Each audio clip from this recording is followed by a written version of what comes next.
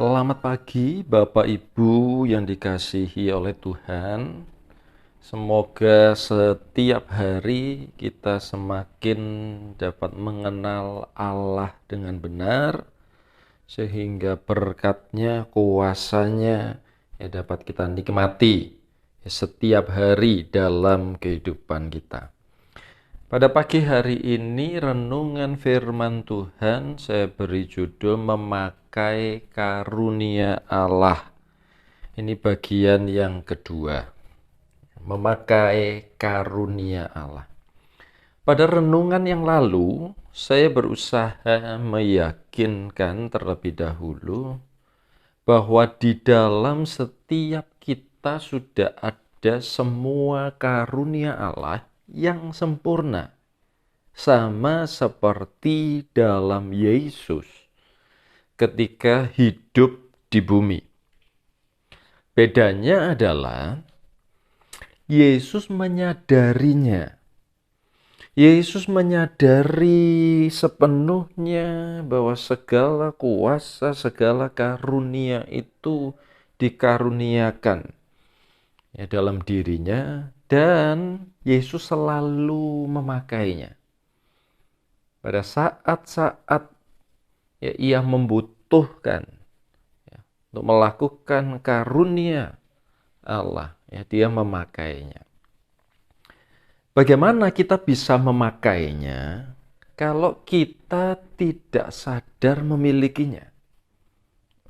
Tidak mungkin kita akan memakai sesuatu yang kita tidak sadar kita sudah memilikinya. Saya kasih sebuah contoh. Apakah saudara pernah mengalami menyimpan uang di suatu tempat, kemudian setelah beberapa lama menemukannya, tetapi kita sudah terlanjur hutang karena lupa kalau kita pernah menyimpan uang tersebut? Demikian pula halnya dengan karunia Allah selama 2000 tahun terakhir ini. Itu semua tersedia bagi kita, tetapi kita tidak menyadarinya. Ya, karena tipu muslihat iblis di dalam hidup kita.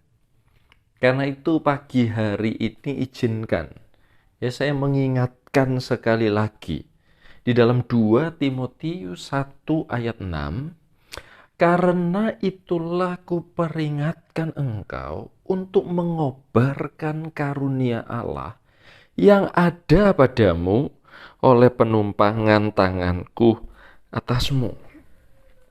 Semua karunia Allah sudah ada di dalam kita sejak kita percaya kepada Yesus. Karena itu ayo mulai memakai karunia Allah yang luar biasa itu. Sekarang bagaimana cara memakainya? Ini adalah pertanyaan banyak orang. Ketika saya mengingatkan, meneguhkan bahwa ada karunia Allah yang sama seperti Yesus di dalam setiap kita, semua orang akan bertanya bagaimana cara memakainya. Dan orang selalu mengharapkan jawaban yang instan. Sebenarnya caranya itu sederhana dan mudah, tetapi prosesnya tidak bisa instan. Kita perlu belajar untuk mulai memakainya. Saya bacakan dulu di dalam Roma 10 ayat 10. Ini kunci rahasia yang luar biasa. Karena dengan hati orang percaya dan dibenarkan, dan dengan mulut orang mengaku dan diselamatkan. Ini cara kerja Tuhan di dalam hidup setiap kita manusia. Yaitu hati percaya dan mulut mengaku atau memperkatakannya, maka segala sesuatu bisa terjadi dalam hidup kita. Hampir semua karunia Allah sesederhana ini memakainya. hati percaya, ya, kita mulai mengaku, memperkatakannya atau melakukannya, ya, maka semua akan terjadi. Tetapi tetap perlu belajar. Ya. Sayangnya kita sangat jarang mempraktekkan dalam hidup sehari-hari. Sehingga saat diperlukan, kita belum mahir, ya, menggunakannya. Ya. Saya bacakan lagi dalam Markus 11 ayat 23. Ya, ini cara memakai karunia Allah. Aku berkata kepadamu, Yesus berkata kepadamu, sesungguhnya barang siapa berkata kepada gunung ini, beranjaklah dan tercampaklah ke dalam laut, asal tidak bimbang hatinya tetapi percaya bahwa apa yang dikatakannya itu akan terjadi, maka hal itu akan terjadi baginya. Sebagian besar kita ketika gunung masalah muncul, kita baru belajar memakai karunia Allah. Dan seringkali hasilnya kita gagal, ya, memindahkan gunung tersebut. Ya. Hal ini sebenarnya seperti bakat atau talenta.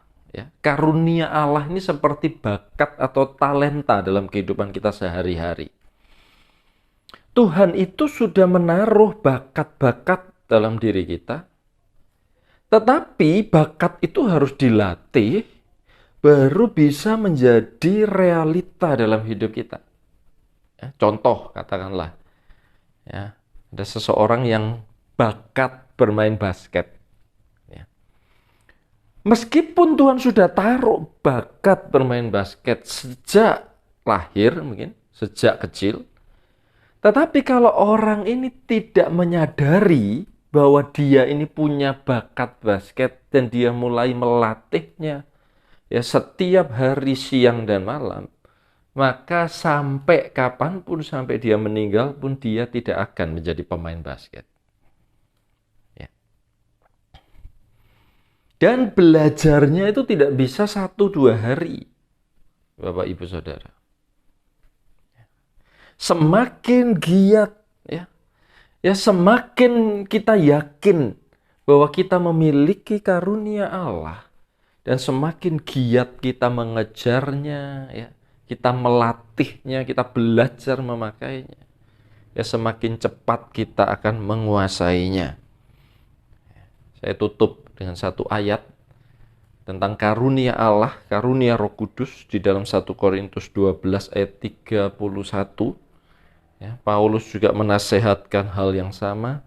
Jadi berusahalah untuk memperoleh karunia-karunia yang paling utama, dan aku akan menunjukkan kepadamu jalan yang lebih utama lagi. Ayo Bapak Ibu Saudara, mulai pagi hari ini, percayalah di dalam diri kita ada kuasa yang dahsyat, ada karunia Allah yang sempurna, dan mulailah, ya, mempercayai itu dan memakai itu. Ya, maka hidup kita akan diberkati oleh Tuhan. Bapa, kami mengucap syukur buat kebenaran firman Tuhan, tanamkan di dalam hati dan pikiran kami. Dan mulai hari ini kami mau memakai karunia Allah yang ada di dalam diri kami. Di dalam nama Tuhan Yesus Kristus. Haleluya. Amin.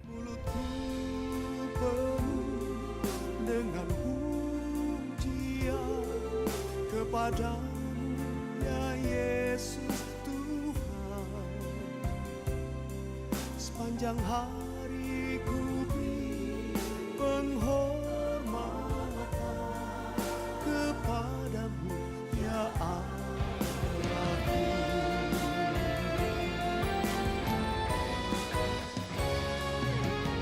Mulutku penuh dengan pujian kepadamu, ya Yesus Tuhan.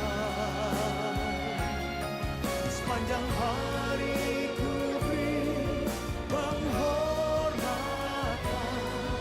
kepadamu, ya Allahku. Sepanjang hari